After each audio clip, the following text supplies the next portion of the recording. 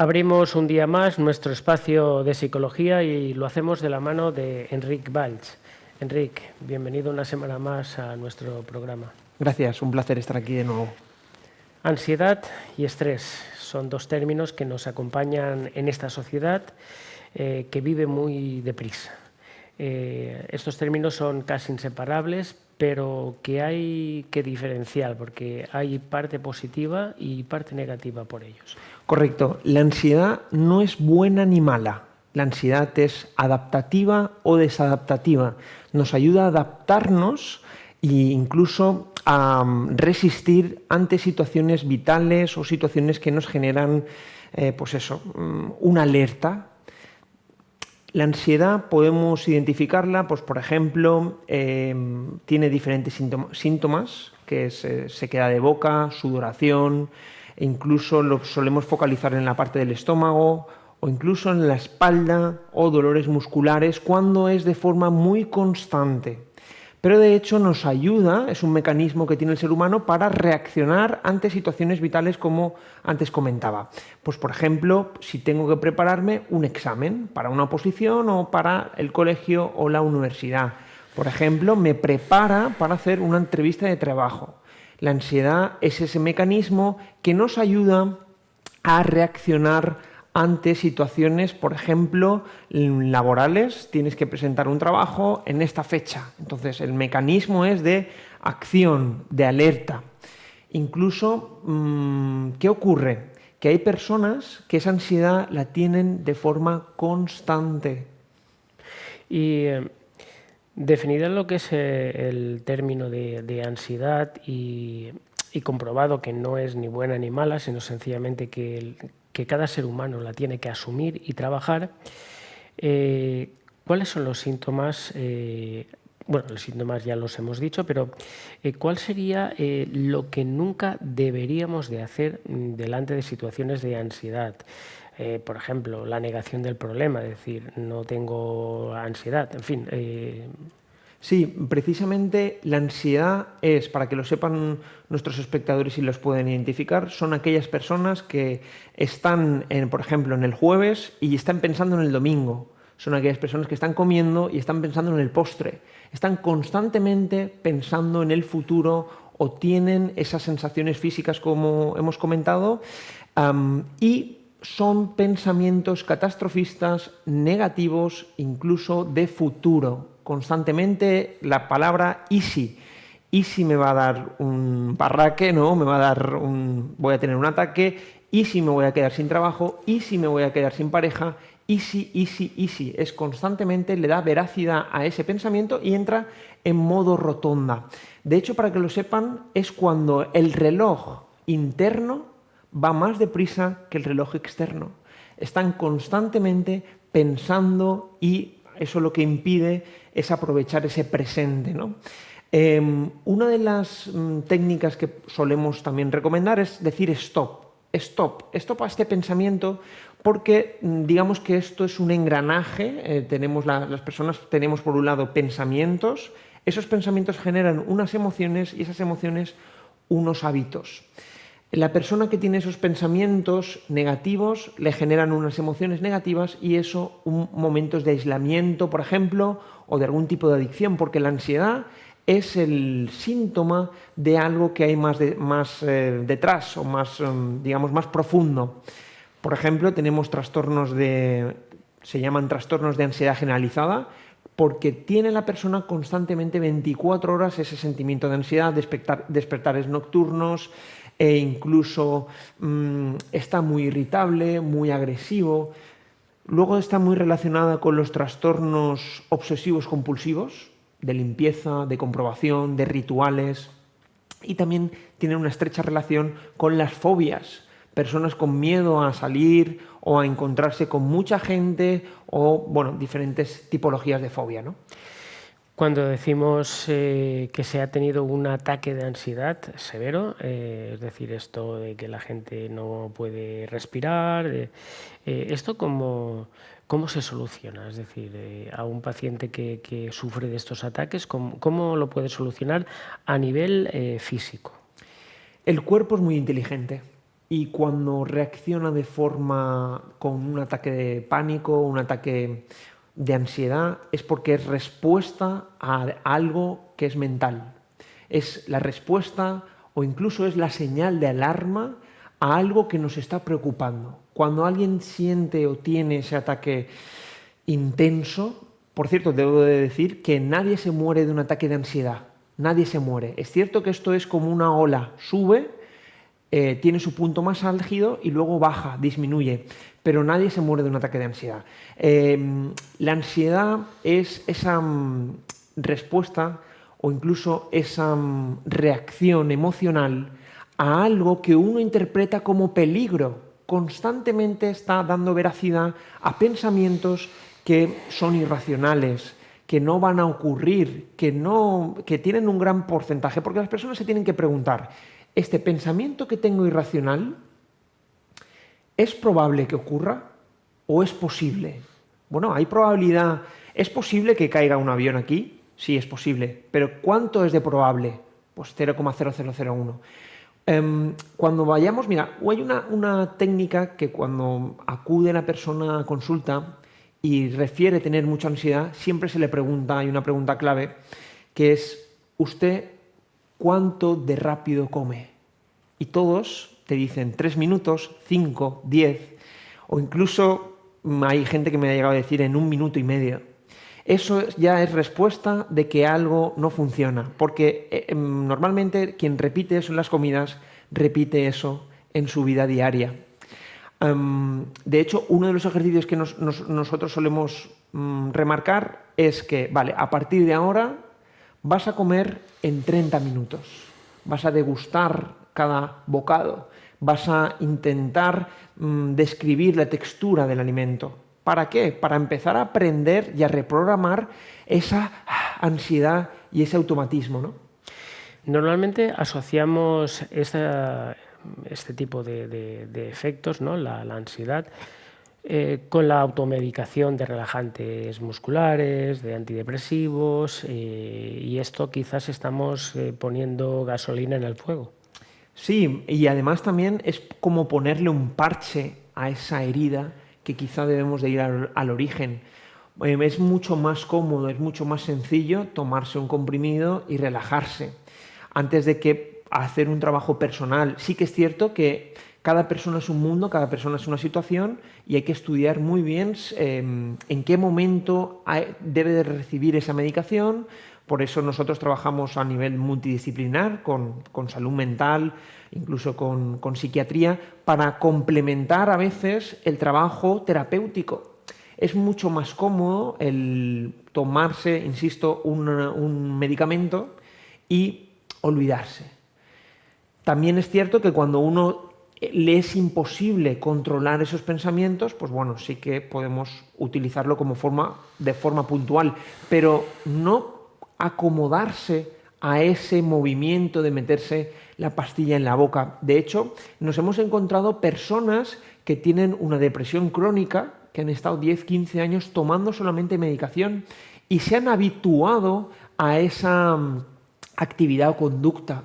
Cuando eso se complementa con un trabajo personal, porque el hecho de que cuando uno descubre el porqué, el origen y sabe y entiende por qué está sintiendo y pensando eso, de repente eso disminuye.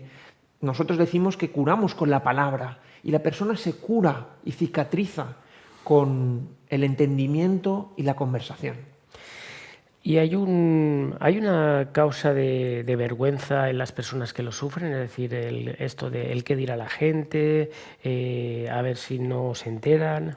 Sí, frases como el que dirán, a ver si nos enteran, tengo que ser fuerte, debo de afrontarlo por mí solo, por mí mismo, debo de sentir esto, no lo puedo permitir, no, porque es como un rechazo hacia lo que nos genera ansiedad.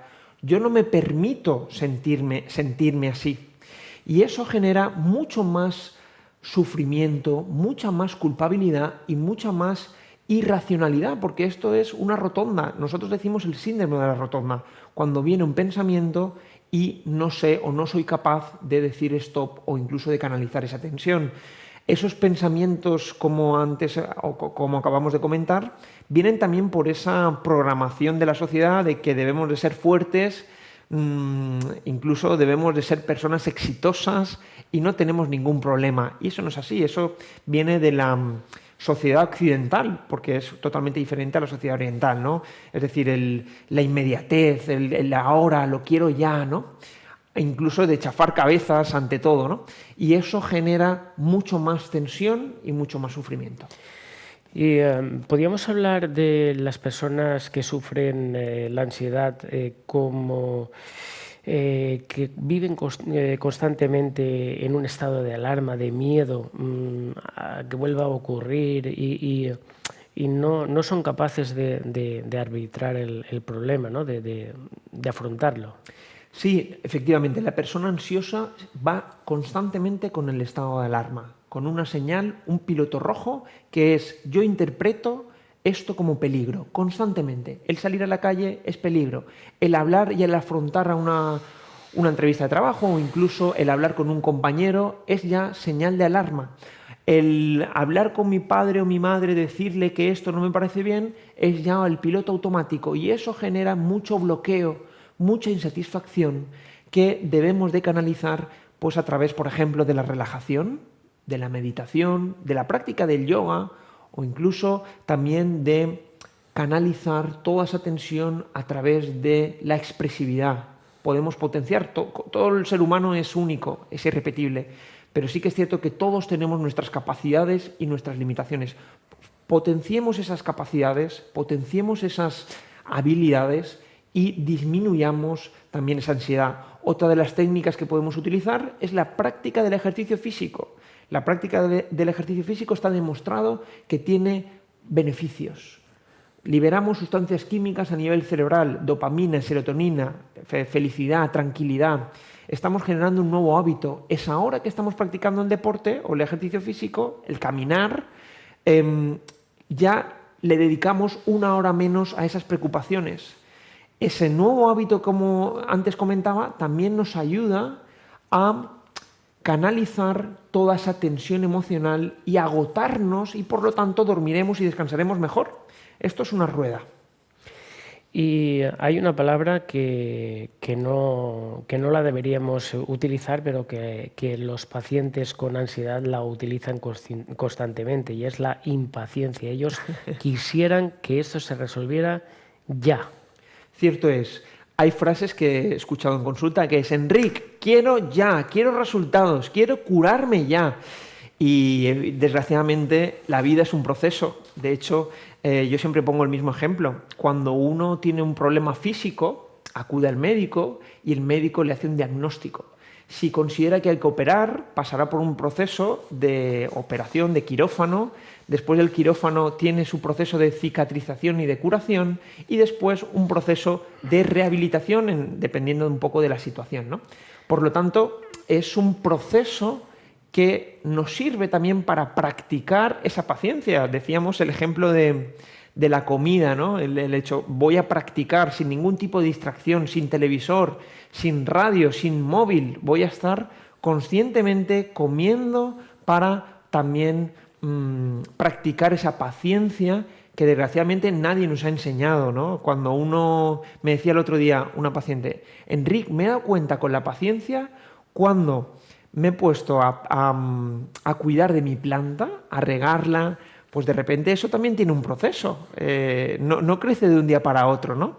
Y me he dado cuenta de que si no la riegas, la planta se muere. Y efectivamente, ¿no? Hay que estar pendiente y estar constantemente practicándolo. A ver, hay que diferenciar claramente entre la tensión que nos ayuda a crecer y el miedo que nos bloquea. Es fundamental. Sí, esa tensión o ese estrés o esa ansiedad nos ayuda para reaccionar en un momento de peligro. Por ejemplo, si vamos por la calle y de repente alguien nos saca una navaja y nos va a atracar, uno tiene ese mecanismo de ansiedad para varias opciones. Una, salir corriendo. Otra, quedarse bloqueado. Hay gente que se queda bloqueado. Es una manera también de protegerse. Otra es pegarle un puñetazo. Ojalá no lo hagamos, pero esas situaciones son digamos que el mecanismo de estrés o de ansiedad nos ayuda a reaccionar. Otro ejemplo, si vamos por la calle y vamos a cruzar por el paso de peatones y estamos mirando el móvil y de repente un coche nos pita, esa es una señal de alarma para salir corriendo porque nos van a atropellar. Es decir, son situaciones de límites. Pero ¿qué ocurre? Que hoy en día damos veracidad a pensamientos irracionales. Pues, por ejemplo, me voy a quedar solo, fíjate tú qué necesidad tengo yo de afrontar este tipo de vivencias, y a partir de ahí uno le da veracidad y entonces ya activa ese mecanismo o ese piloto automático, y hay que ser conscientes de decir, vale, este pensamiento, ¿qué me está diciendo? ¿Qué me aporta este pensamiento? Bueno, pues que tengo que afrontar esta situación. No la evito, no huyo, no escapo. Y a partir de ahí la ansiedad disminuye. Es señal de que algo no funciona, ¿no? Y dentro de ajustar el pensamiento, ¿no? Para construir pues un diálogo interno que sea veraz, ¿no? Que te elimine esa ansiedad, ese estrés. Yo creo, no sé si estoy en lo cierto o no, que lo primero que, además lo hemos repetido en alguna entrevista, es marcarnos unos objetivos claros, es decir, no sobrevalorarnos en lo que vamos a hacer para poder llegar a esos objetivos poco a poco. Efectivamente, ser realistas, tener objetivos muy alcanzables, concretos. Pues yo quiero dejar de fumar, vale. ¿Qué es lo que estás haciendo para dejar de fumar? Ah, pues bueno, pues sí, dejo el paquete, pues lo tengo encima de la mesa o compro, pero no, eso no es dejar de fumar. Dejar de fumar es plantearse, ponerse una fecha y ponerlo a cabo. Y también entender que, por ejemplo, la dinámica de ponerse el cigarro en la boca significa también muchas cosas. También evitar pues, esa dinámica, sustituirla por otro tipo de conducta, pues tomarme un vaso de agua, ponerme un chicle. Quiero decir, al final debemos también de desviar y canalizar toda esa ansiedad. Por tanto, hablaríamos de enfocar la tarea y no tanto el resultado. Correcto, hay que reconocer la tarea, el esfuerzo. Eso, al final, el resultado es importante, pero el proceso en el que tú has realizado ese objetivo, es decir, la intensidad, la superación de todo ese proceso, eso enriquece mucho más y obtienes el premio. El otro día una persona que estábamos trabajando en la parte de fortalecimiento, porque era una persona que se dedicaba a modo profesional en las maratones. Entonces decía que en muchas ocasiones el tener una meta muy larga le generaba mucha incapacidad, mucho sufrimiento, mucho malestar, porque se veía incapaz de afrontar esa situación. Entonces le daba una forma a nivel mental de generarle mucha o mayor fortaleza, era ponerse metas a corto plazo. Es decir, voy a hacer los 5 primeros kilómetros y voy a darme las gracias internamente. Incluso voy a conseguir ese objetivo, los 5 primeros. Luego ya los 10 ya veremos, pero los 5 primeros. Y se aplaudía metafóricamente, espiritualmente, como que vamos, ya hemos conseguido un objetivo más, ¿no? Yo creo que de alguna manera dentro del vocabulario de los pacientes tres palabras serían las claves: ilusión, entusiasmo y disfrute de la acción. Ilusión, entusiasmo y disfrute son palabras claves que deben de tener presente y que tienen, pero sobre todo mandamos un mensaje de que si constantemente tienen ansiedad o tienen ese estado de alarma constantemente, que pidan ayuda a un profesional, que acudan al hospital más cercano o que acudan al médico de cabecera para pedir ayuda, que no pasa absolutamente nada. De hecho, el pedir ayuda es sinónimo de persona fuerte. Y Enric, yo quisiera que para finalizar esta entrevista hiciéramos una matización para que la gente lo pudiera tener claro, porque siendo parejo no es igual ansiedad y estrés no es lo mismo. Ansiedad es el mecanismo natural que nos ayuda a reaccionar y el estrés está relacionado con una parte más negativa, que es sinónimo de sufrimiento. Una persona estresada significa que no está funcionando correctamente. La ansiedad, como antes hemos dicho, es adaptativa o desadaptativa, que nos ayuda a reaccionar. El estrés, totalmente de acuerdo con lo que comentas, es concepto de sufrimiento, es concepto de pasarlo mal, es concepto de hay algo que no funciona y estoy incómodo y no sé cómo afrontarlo. Eso es señal de que algo no ocurre como tocaba. Y por último, ya hay que darles una pauta, ¿no? Y pasa por el tema de la relajación. Correcto. Relajación, incluso respiración, la práctica de la meditación, el mindfulness, conciencia plena, momento presente. Es decir, lo que ocurra en el futuro, es decir, mañana, no sabemos, no podemos controlarlo. Y lo que ha ocurrido, pues bueno, ahí está y tampoco podemos cambiarlo. El momento presente nos ayuda también a estar mucho más tranquilo a nivel de yo y a nivel de espiritual, ¿no? Y emocional y racionalmente también. Es que esto es una rueda.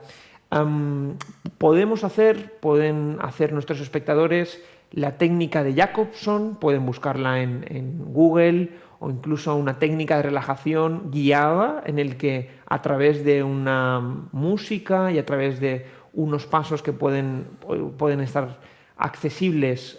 Incluso en mi página web, yo creo recordar, sí, en mi página web, si ponen en rickvalls.com, pueden ver un artículo de relajación en el que pueden practicarlo en sus casas y es muy sencillo, ¿no? Pues Enric Valls, muchas gracias por tus sabios consejos, por hablarnos de ansiedad, de estrés. Y a todos ustedes, nada, decirles que si tienen este problema, hagan las pautas que les han dicho y sobre todo consulten con un buen profesional.